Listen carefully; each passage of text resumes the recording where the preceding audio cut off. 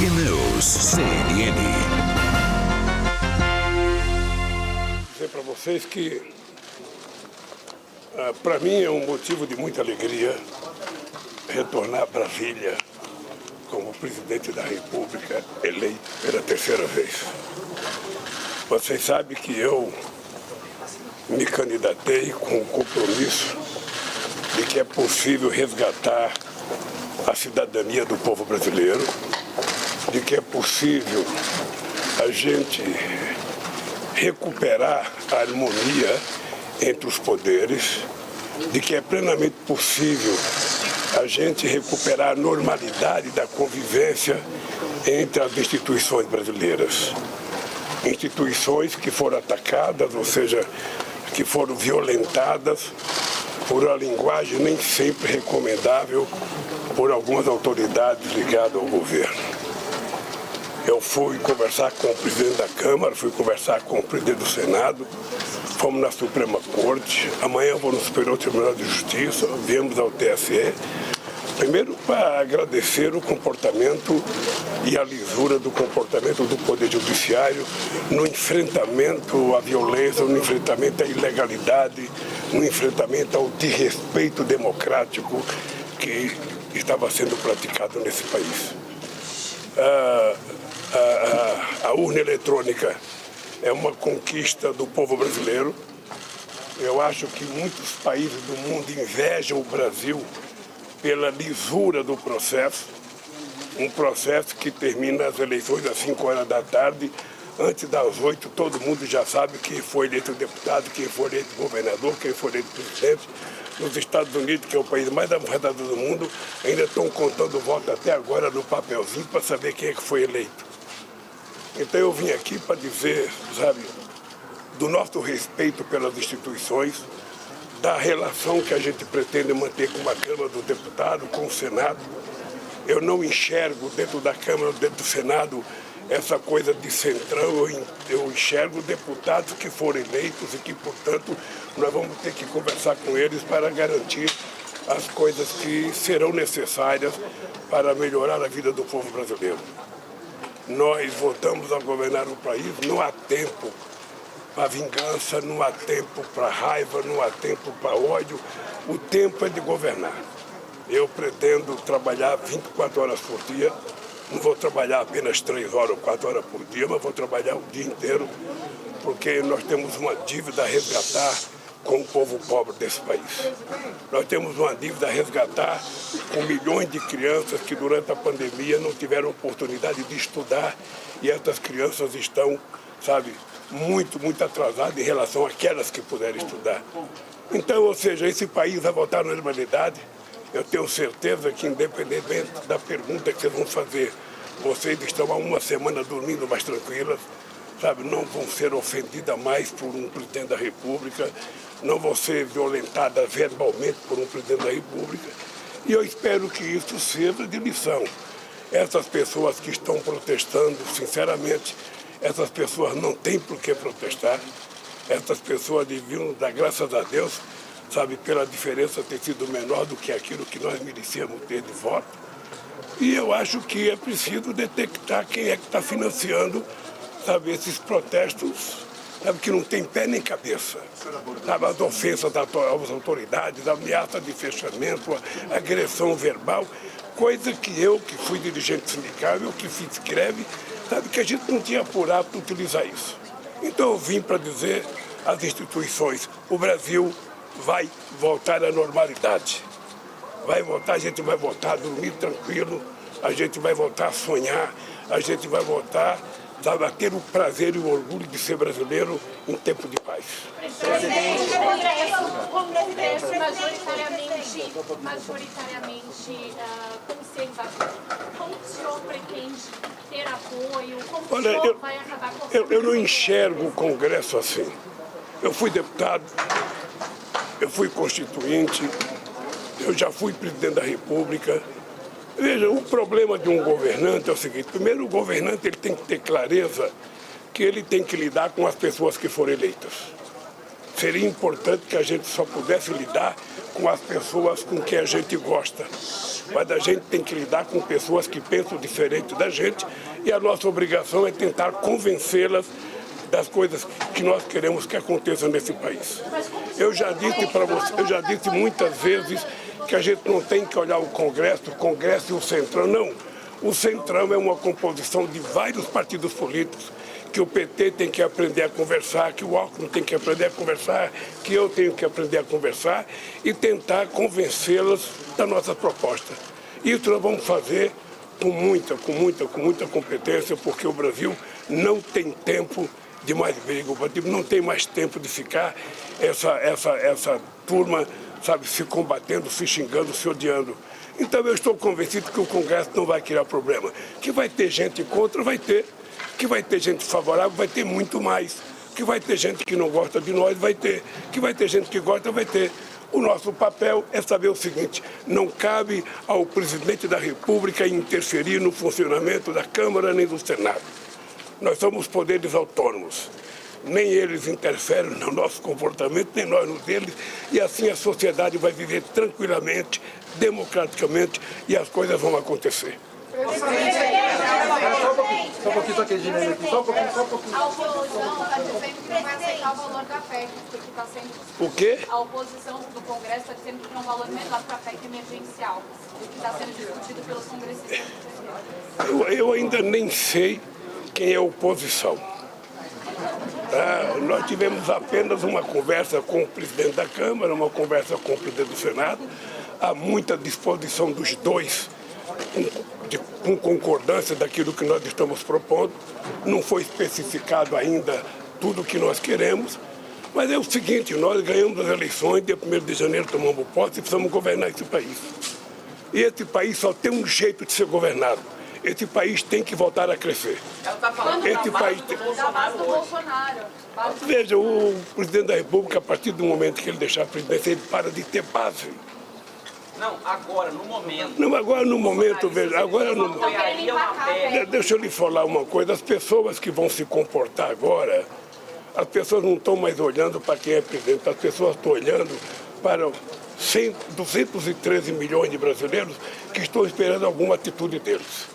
Tá, nós temos um orçamento que vai ser elaborado, nesse orçamento precisa de um ajuste, nós vamos fazer as propostas que nós entendemos que é correta e vamos ver como é que eles se comportam. Quando vai ser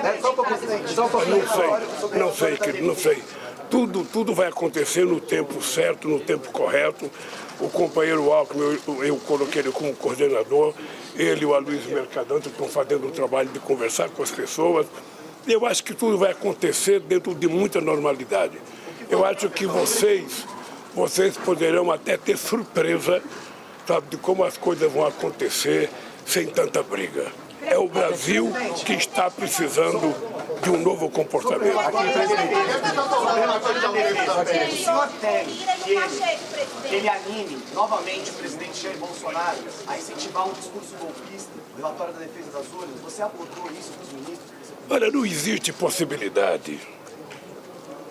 Não existe possibilidade, ou seja, ninguém vai acreditar num discurso golpista de alguém que perdeu as eleições.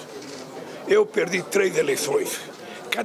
Cada vez que eu perdia, eu ia para casa lamentar, ficava triste. Eu nunca entrei em depressão, porque corintiano não entra em depressão, sabe? Mas eu ia lamentar, eu ia ficar quieto durante um tempo, pensar onde que eu errei. Cabe ao presidente reconhecer a sua derrota. Cabe a ele fazer uma reflexão e se preparar para daqui a uns anos concorrer outra vez.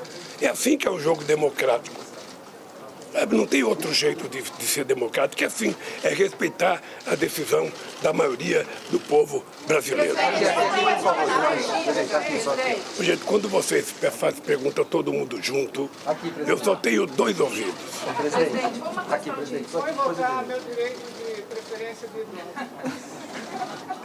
O senhor hoje conversou com Lira hoje e apoiou outra candidatura.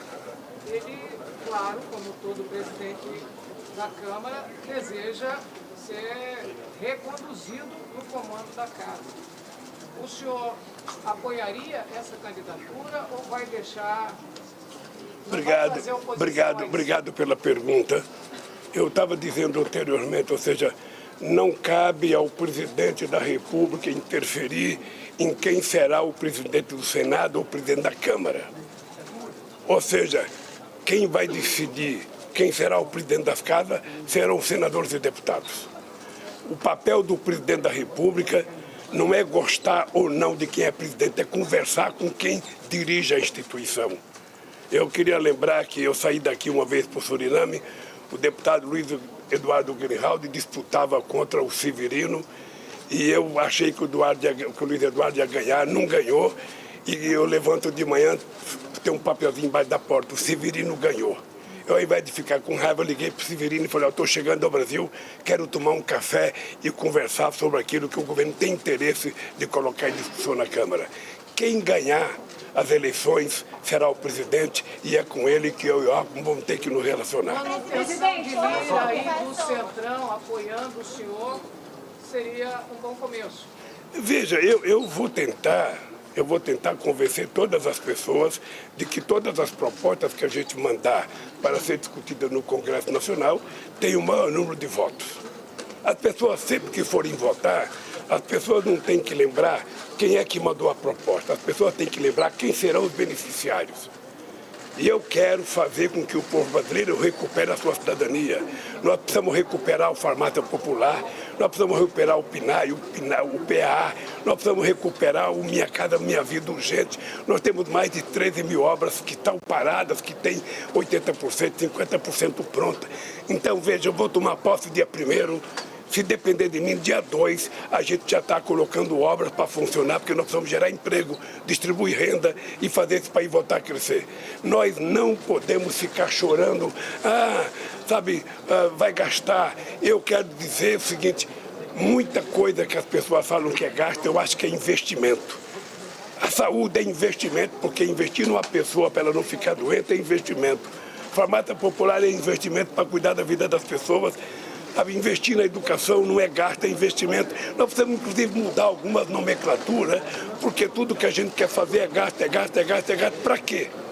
Para guardar dinheiro, para pagar juros aos banqueiros? Não. Nós precisamos ter uma dívida social.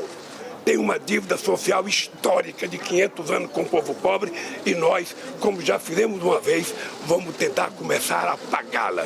Não sei se pagaremos toda, mas vamos começar a pagar. E a primeira coisa é o seguinte, é acabar com a fome. Eu vou voltar a repetir. As pessoas vão ter que voltar a tomar café, a almoçar e a jantar todo santo dia. Presidente, fale a economia coletiva do senhor.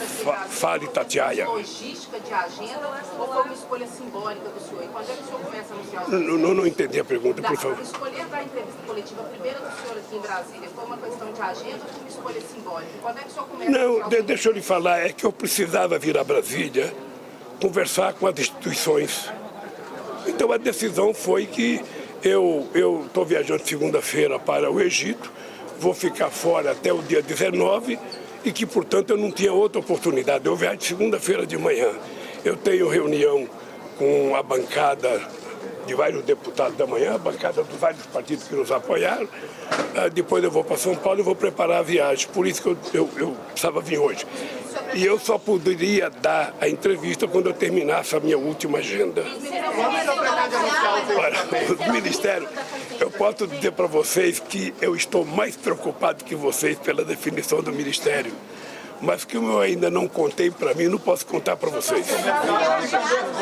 Gente. Obrigado. Cronograma para PEC, presidente. O senhor já chamou ou vai chamar Henrique Meirelles para o Ministério da Fazenda?